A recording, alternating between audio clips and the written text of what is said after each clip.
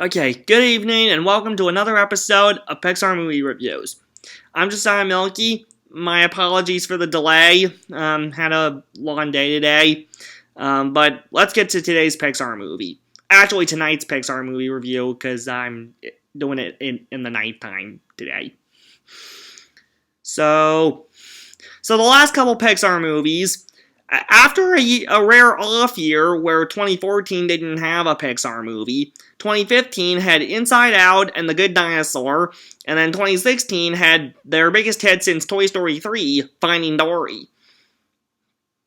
But what surprised at least me about Finding Dory, while Cars 2, Monsters University, and The Good Dinosaur weren't nominated for the Oscars, which is understandable for one reason or another, with Cars 2 being regarded by many to be the worst Pixar movie ever, and Good Dinosaur making the least amount of money as a Pixar movie.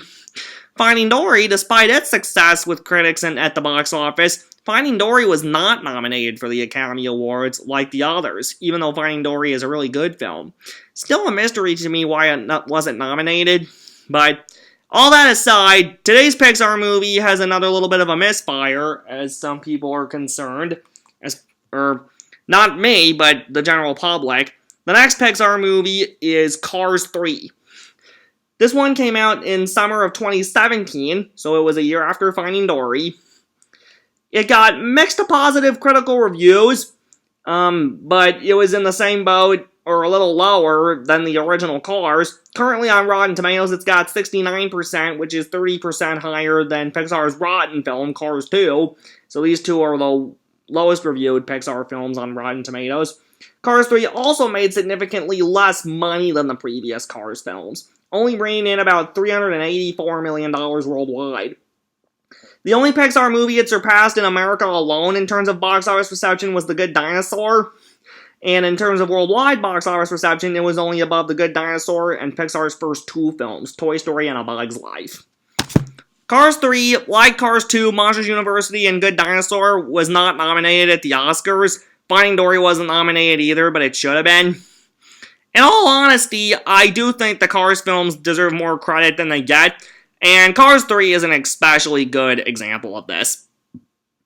The story of Cars 3, first of all, this is the first Cars movie not directed by John Lasseter, just as Toy Story 3 was the first Toy Story movie not directed by John Lasseter. Cars 3 was the directing debut of Pixar story artist Brian Fee, who coincidentally enough had worked on the first two Cars films. Continuing Lightning McQueen's story, as always, McQueen is voiced by Owen Wilson.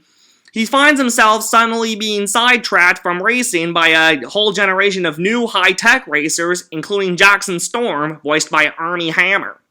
Now, to get back into the sport he loves, McQueen teams up with the tech-savvy Cruz Ramirez, voiced by Cristela Alonso, and goes to different places in America to train for the Florida 500, which will determine whether or not he can continue racing.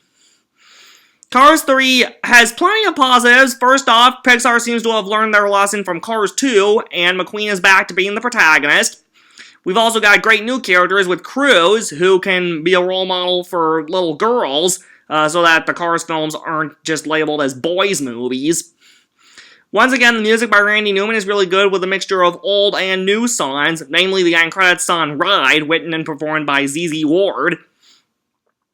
I like the new characters. Besides Cruz and Jackson Storm, you've got Smokey, Doc Hudson's old mentor and crew chief, who helps McQueen and Cruz out, and is voiced by Academy Award winner Chris Cooper.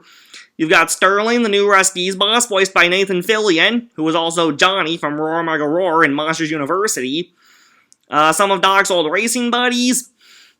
Natalie Certain, a special guest on Chick Hicks' TV show. How Chick got his own TV show after what he did to the cane in the first movie is beyond me. But Natalie Certain is the tech expert who tells Chick about the new racers like Storm and why they're so much better than McQueen. My favorite new character in Cars 3 is Miss Fritter, the school bus demolition derby champion, when McQueen and Cruz accidentally wind up at her demolition derby. It's probably my favorite scene in the movie, besides the racing scenes, is the demolition derby scene.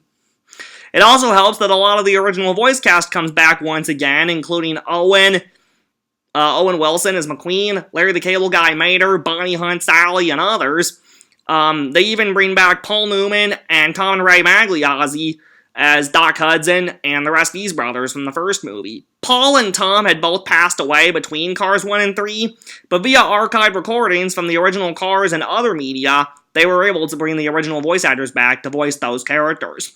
The only character that got recast, unfortunately, was Chick Hicks, because I guess Michael Keaton was busy working on another movie at the time. So Chick is voiced by one of the writers of the film, Bob Peterson, who also did other Pixar character voices and co-directed Up. Bob's Chick isn't quite up there with Michael Keaton's Chick voice, but Chick doesn't appear as much in the film, so it's forgivable.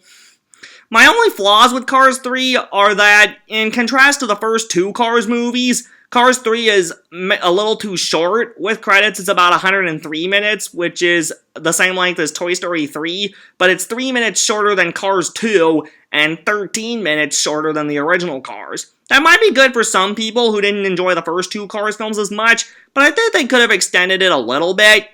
It's also disappointing that we don't see as much of the Radiator Springs gang here due to McQueen going to different places. Even Sally and Mater get their roles condensed here. It's really only McQueen's driver Mac and the tire shop owners Luigi and Guido that play any sort of main supporting role helping McQueen out. Other than those things, I do think Cars 3 is a worthy follow-up to the first two Cars films. People have regarded it as much better than Cars 2, which is good. I think it's hard to say whether the original Cars or Cars 3 is better, but for me, Cars 3 is currently number 5 on my ranking of all the Pixar movies, so I have it right above Finding Dory.